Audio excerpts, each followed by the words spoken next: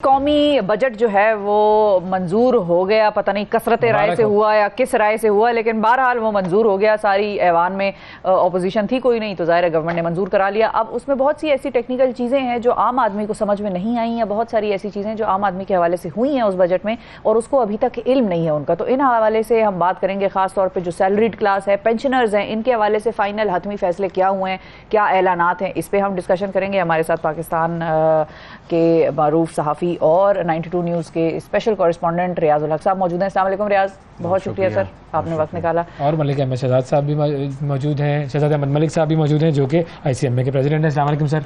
वालेकुम जी, कैसे हैं सर? ठीक ठाक है सर, आपसे हम लेंगे टैक्सेशन के हवाले से थोड़ी सी आसान अल्फाज में ज़रा मुख्तसरन हमें ये समझाएं। रियाज साहब, पहले आपसे शुरू करते हैं, हमारे साथ हुआ क्या है? सबसे पहले मैं इस्लामाबाद से शुरू करता हूँ कि ये शायद मेरा ख्याल है हमारे बहुत से लोगों के इल्म में नहीं है कि जो ट्रांसमिशन लाइन है उस पे FED 15% लगाने का फ़ैसला किया गया है। तो बाकी मुल्क के दूसरे हिस्सों की निस्बत इस्लामाबाद वाली बिजली जो है 15% महंगी जो है आइंदा से 1 जुलाई से, यानी अगस्त से जो उनके बिल्स आना शुरू हो जाएंगे।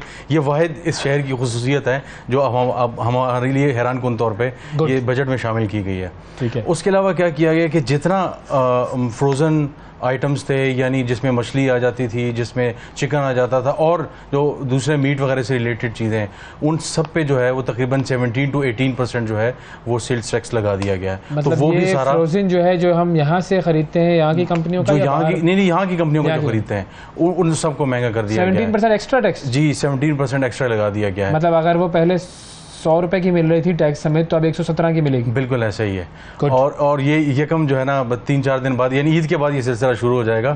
तो गोश्त यानी कि ईद पे पहले हम जानवर कुर्बान करेंगे, फिर खुद कुर्बान होंगे? जी, पहली कुर्बानी जो है वो होगी, उसके बाद बाकी कुर्बानी हुकूमत आपसे करवाएगी। एक तो ये हो गया। और दूसरा जो बड़ा फैक्टर है वो ये है कि ACs जो लेदर की जो प्रोडक्ट्स हैं उस पे भी जो FED है वो 17 to 18% कर दिया गया है।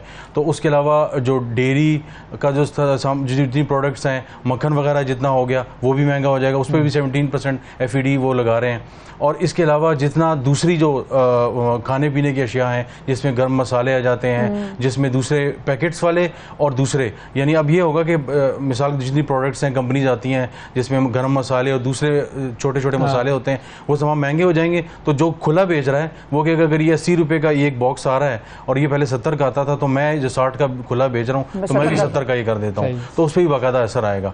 तो ये सारी चीज़ें ज़ाहिर है फ्रोजन फूड सेहत के लिए अच्छा नहीं है, गर्म मसाले सेहत के लिए अच्छे नहीं है। ये हुकूमत आप देख रहे हैं ना कि क्या उसकी लॉन्ग टर्म प्लानिंग है? जी, ये है असल में। बताएं और बताएं। अच्छा, ये तो हो गया, ये खाने पीने और इस तरह की चीज़ें हो गई।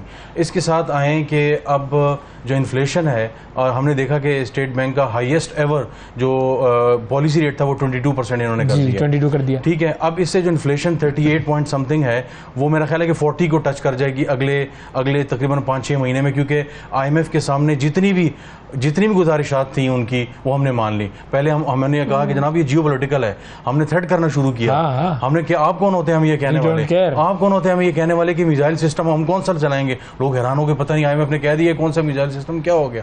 फिर जनाब फाइनेंस और आगे पीछे लोगों से कहा हमें तो नहीं पता चला डार साहब को नया जो है वो खेल रहे थे ताकि लोगों को अपील किया जाए, जनाब ये देखें हमारे डार साहब फ्रंट पे लड़ रहे हैं नजरियाती जंग। अब जो नजरियाती जंग, तो जनाब वो ऐसे गिरे कि जनाब तमाम बातें उन्होंने मान ली।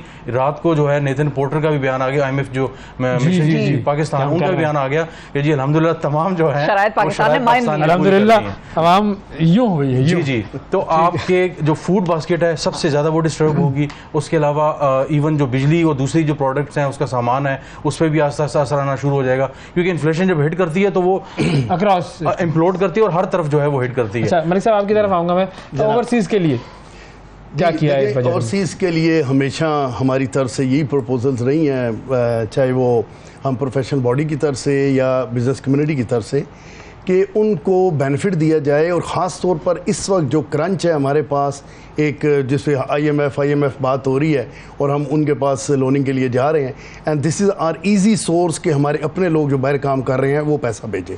तो उनको इंसेंटिव दें आप। तो वो, लेकिन यहाँ पे ये हुआ है कि फाइनेंस बिल में एक इंसेंटिव दिया गया था और दैट वाज वेरी अप्रिशिएबल कि इस मुश्किल टाइम में भी थी, लेकिन एक अनयूजुअल बजट हम कह रहे हैं और इलेक्शन का बजट था, वी आर एक्सपेक्टिंग मोर।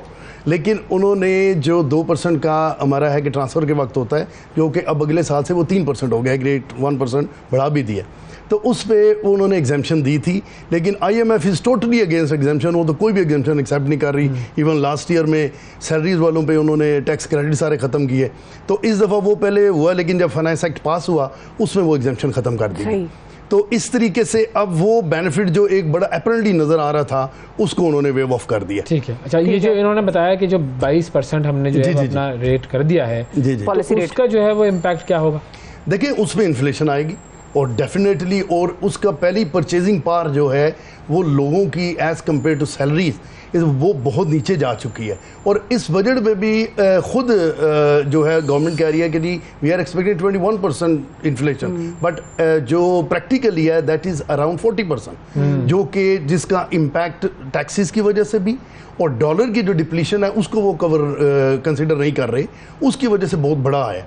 खुद गवर्नमेंट कह रही है कि जी डॉलर जो है 240-250 पे होना चाहिए, उसका ये एडजस्टेड रेट ये है, लेकिन इस वक्त हम 320 पे ऊपर जा रहे हैं। उसका लेकिन बहुत बड़ा इम्पैक्ट आ रहा है। और हमारे यहाँ एक दफ़ा जब रेट बढ़ जाता है, चाहे ऑयल का हो, तो नहीं होता। अच्छा, उसका वो बहुत ज़्यादा इम्पैक्ट आ रहा है। टैक्सों में क्या हुआ है, वो 5 लाख वाली जो सैलरी और 2 लाख वाली सैलरी और ये सब उस पे ये हुआ कि जब ये मीटिंग्स हो रही थी, 2 चीज़ों का मैं आपको बता दूं कि जहाँ पे बहुत ज़्यादा एक किस्म के रेजिस्टेंस का सामना करना पड़ा। पहला ये था कि जब फेडरल कैबिनेट की मीटिंग पार्लियामेंट में हो रही थी बजट पास होने से पहले, जिस पर वज़ीर-ए-आज़म फॉर्मली साइन करते हैं, तो जो अमूमन आधे से घंटे से 45 मिनट का जो बजट का वो होता है कैबिनेट की मीटिंग, और उस पर साइन हो जाते हैं, वो तकरीबन 1.5-पौने-2 घंटा जो है अंदर मीटिंग होती रही और बहस व मुबाहिसा होता रहा। वो क्या था कि तमाम काबीना के मेजॉरिटी जो मेंबर्स थे काबीना के, डार साहब और प्राइम मिनिस्टर के अलावा, उन सब का ये कहना था कि हमारे पास हम जो कुछ किसी को दे सकते हैं वो ये सरकारी मुलाजिमीन हैं, तो उनकी जो तनख्वाह है वो कुछ बढ़ा दी जाए। तो इनका प्लान था कि 15 से 20 और मैक्सिमम 25 हम करेंगे।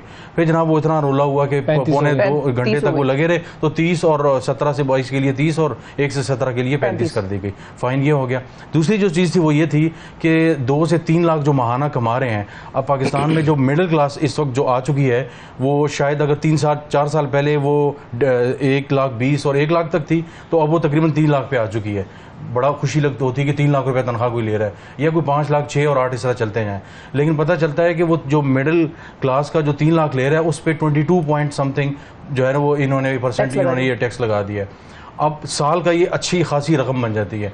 अब वो रात भी कुछ दोस्तों से बात, और वो ये कह रहे थे कि हम ये टैक्स जब देंगे, हमें रिटर्न में रियासत क्या दे रही है।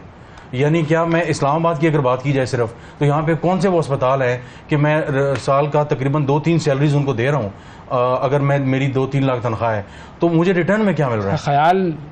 ख्याल मिल रहा है, ख्याल, अस्पताल नहीं मिल रहा, हुकूमत ख्याल कर रही है कि आपसे लेट है। तो जो 2, 3, 6, 8, 10 लाख वाला जो वो था, वो तो बहुत ज़्यादा टाइट हो गया।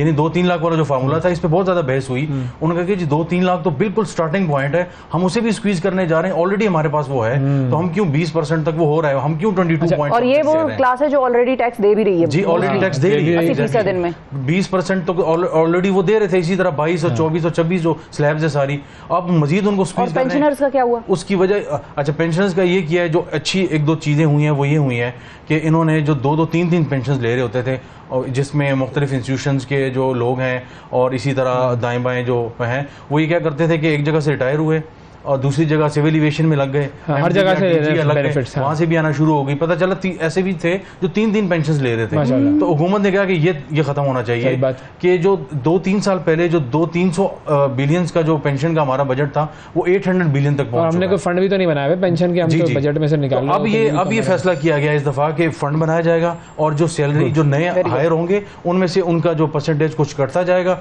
और जब वो रिटायर होंगे तो उस फंड में से उनको जो है वो पे कर दिया जाएगा। मीनवाइल जो पैसे हैं वो इन्वेस्ट हो जाएंगे, तो उसमें से भी हुकूमत को रेवेन्यू आता रहेगा, इंटरेस्ट है और दूसरी। अच्छा, हमारे पास वक्त बिल्कुल ख़त्म ही हो चुका है। मैं शुक्रिया अदा करूंगा आप दोनों मेहमानों का, और हम इस पर मजीद आगे भी बात करेंगे, क्योंकि हम ज़ाहिर है ये बजट के असरात तो हम पर आते रहेंगे। और जैसे जैसे असर आएगा, ईद मनाएं, अभी हम कुछ रख रहे हैं कसर बाकी, आप लोग ईद मनाएं, कुर्बानी शुरबानी करें, गोश्त टिक्के खा लें, उसके बाद वापस आएंगे, आपसे मुलाकात करेंगे, रेगुलर शोज में आपका मुकाबला करेंगे हम सब मिलकर महंगाई का, तो उसमें फिर डिस्कशन करेंगे कि भाई अब हो क्या रहा है हमारे मुल्क के साथ और हम सब के साथ।